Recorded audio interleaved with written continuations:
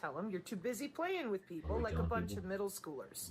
So what kind of intelligence community do we have here? Because obviously you're not the smartest people in the room. If you were, you wouldn't need these remotes. If you're so damn smart and you're better than everybody else, why do you need to reign over a dumbed down, malleable population? Doesn't make sense. That's un-American. So take your fucking shit and get out of here.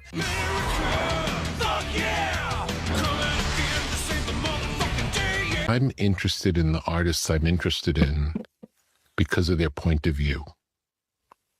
I don't believe AI has a point of view. I heard an interesting story on a podcast where there were 5 different AI companies, and as AI got better and better,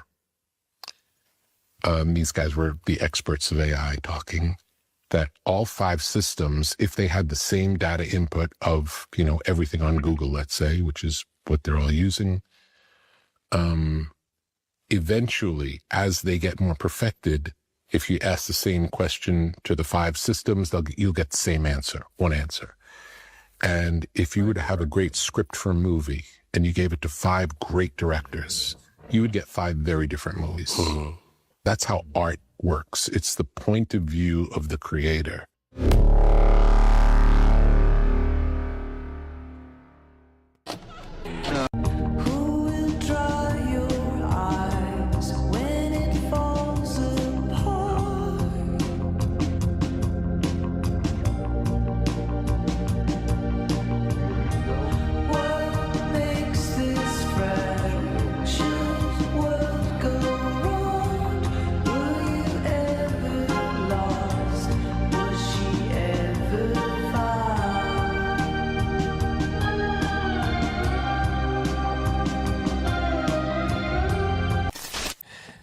It's hard to think the unthinkable, but there comes a time when there's nothing else for it.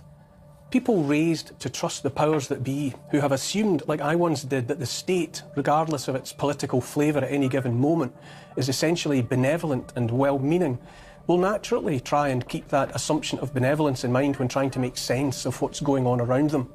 People like us, you and me, raised in the understanding that we are free, that we have inalienable rights, and that the institutions of this country have our best interests at heart, will tend to tie ourselves in knots rather than contemplate the idea those authorities might actually be working against us now. I took that thought of benevolent, well-meaning authority for granted for most of my life, God help me. Not to put too fine a point on it, I was as gullible as the next chump. A couple of years ago, however, I began to think the unthinkable. And with every passing day, it becomes more and more obvious to me that we are no longer being treated as individuals entitled to try and make the most of our lives, but as a barn full of battery hens, just another product to be bought and sold down the river. Let me put it another way. If you've been driving yourself almost demented in an effort to think the best of those in charge, those in senior positions in government, those in charge of the great institutions of state, those running the big corporations, but finding it increasingly impossible to do so, then the solution to the problem might be to turn your point of view through 180 degrees and accept, however unwillingly, that we are, how best to put this, being taken for a ride. When you find a stranger's hand on your wallet in the inside pocket of your jacket, rather than trying to persuade yourself he's only making sure it doesn't fall out, it might be more straightforward to draw the conclusion you're in the process of being robbed. Once the scales fall from a person's eyes, the resultant clarity of sight is briefly overwhelming. Or it's like being handed a skeleton key that opens every locked door, or access to a Rosetta Stone that translates every word into a language instantly understood. Take the energy crisis. If you felt the blood drain from your face at the prospect of bills rising from hundreds to several thousands of pounds, while reading about energy companies doubling their profits overnight, while being commanded to subsidise so-called renewables that are anything but green, while listening to this politician or that renew their vows to the ruinous fantasies of net zero and Agenda 2030, while knowing that the electricity for electric cars comes in the main and most reliably from fossil fuels, if you can't make sense of it all and just know that it adds up to a future in which you might have to choose between eating and heating, then treat yourself to the gift of understanding that the powers that be fully intend that we should have less heat and less fuel, and that in the planned future only the rich will have cars anyway. The plan is not to fix it. The plan is to break it and leave it broken. These are the kind of guys you like to smack in the ass. Just like dishwashing, where I became the best fucking dishwasher of New York City history. The only fucking dishwasher to ever get reviewed in a magazine about food. They commented on how fucking clean the place was. That was me cleaning the place. I'm not just like the rest of you. I'm stronger. I'm smarter. I'm better. I am better. I'm done. I'm done apologizing. I am done being persecuted for my strength. You people should be thanking Christ that I am who and what I am because you need me.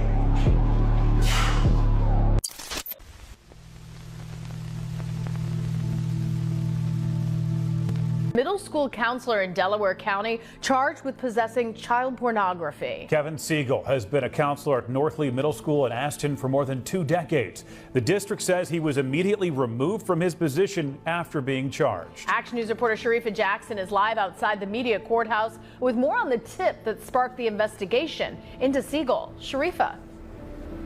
Yeah, Sarah, John Siegel, he was initially reported to the National Center for Missing and Exploited Children by Yahoo for inappropriate online activity. Now, that tip was sent in September, and it launched this entire investigation.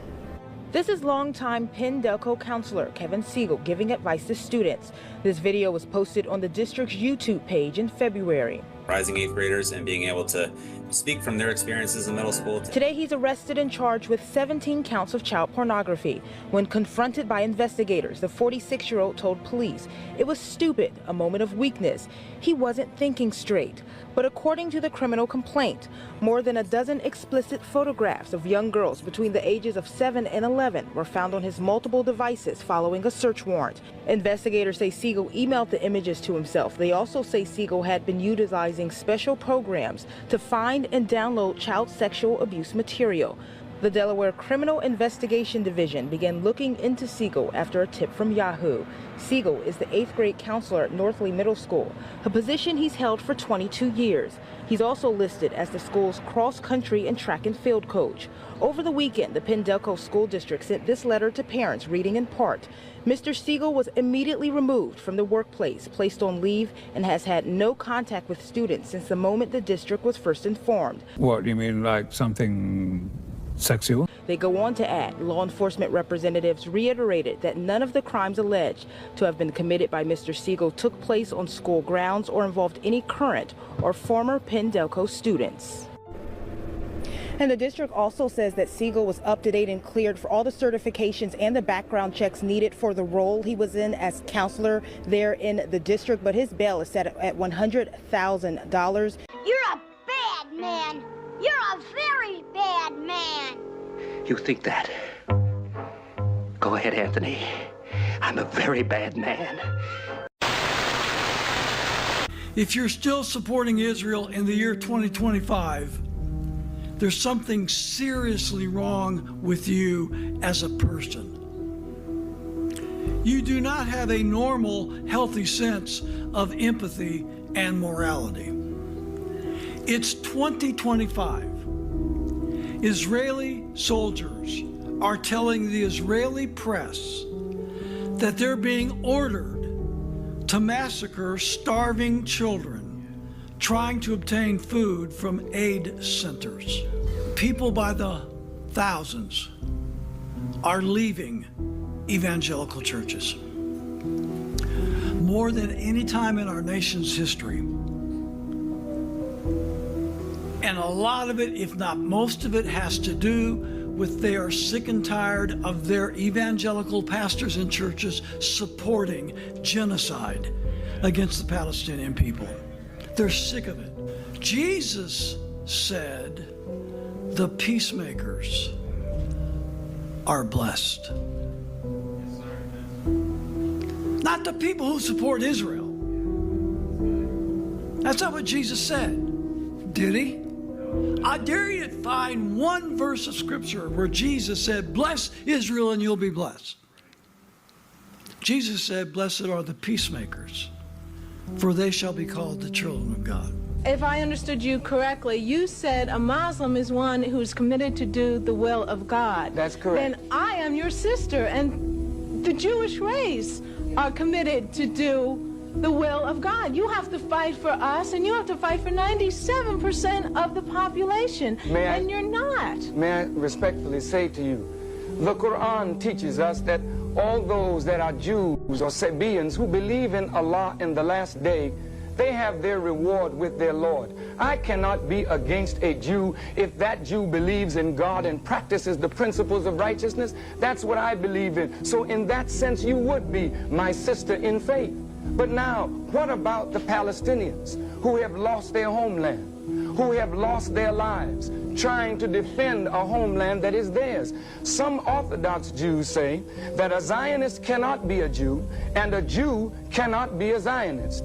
So now, is Zionism the real problem and not Jews? And what is the problem? And some Palestinians support Yasser Arafat and some don't. What's the point? Does this mean, therefore, no piece of real estate should ever be granted to them? No piece of real estate should ever be granted or be claimed by Israel? The real estate that was to be granted to the suffering Jews was to be granted to them on the coming of the Messiah. Those persons that set up the state of Israel were not believers in God. Herzl didn't believe in God. He's not a believer. Okay. Ben Gurion didn't believe in God. So technically they're not Jews. You have nothing to say about 20,000 children being killed. Nothing at all.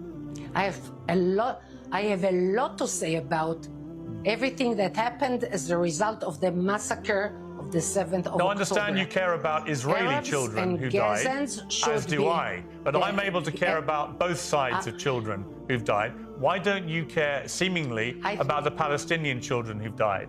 Why can't you express any sympathy or sorrow or empathy with the children who've died in Gaza? Are you able to do that?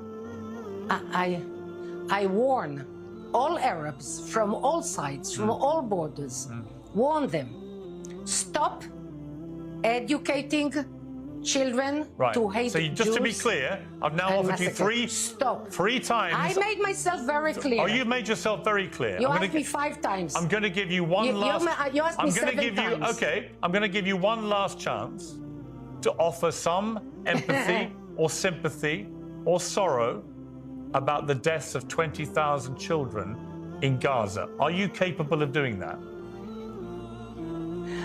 I can tell you that had you cared, and I don't believe you that you care a tiny bit about one killed person if you do not use the means that you have as a media person to stop educating children. I gave you 4 chances.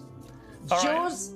Okay, you gave me 7. You gave me 7. And you know what? You couldn't give a damn, could you? That you are to blame more than me. You don't care, and all you want is all the Palestinians gone. You can barely even bring yourself to say their name. All you want is to take over the West Bank and Gaza. You don't care how many die in the process. You want them all gone. You don't care, do you? That's the bottom line. As you said, the audience will judge. Yeah, they will. I'm a liar, a hypocrite. I'm afraid of everything. I don't ever tell the truth. I don't have the courage. When I see a woman, I blush and look away. I want her, but I don't take her for God, and that makes me proud. I don't steal, I don't fight, I don't kill, not because I don't want to, but because I'm afraid. I want to rebel against you, against everything, against God, but I'm afraid. The dots, but not getting the dots. Why was it that CIA was unable to collect information for years inside Afghanistan? When they had authority to kill bin Laden for over 2.5 years, why were they unable to kill him or his lieutenants? Why didn't they have a better capability to do something about it at the source? Could it be that the bankster-supported U.S. administration is controlling both sides of the war on terror?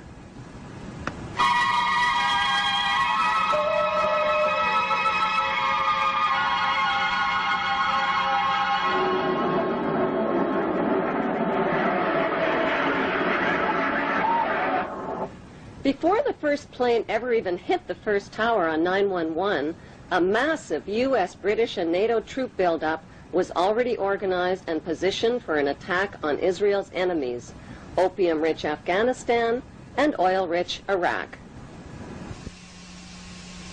And there's an old poster out west, as I recall, that said, "Wanted, dead or alive."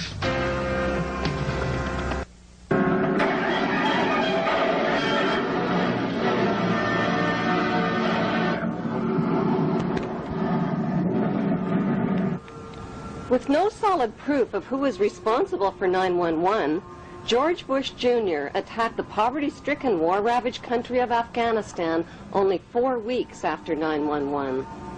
The U.S. and British military dropped 12,000 bombs on thousands of buildings and homes, pounding them into dust and rubble and killing 8,000 Afghan people. 20,000 more people died from war-related cold, starvation, and disease. Nobody made a big-budget TV production out of the massacre with a God Bless Afghanistan movie score. The U.S.-British war on Afghanistan left behind millions of starving people and thousands of women who are still veiled, still homeless, and still penniless.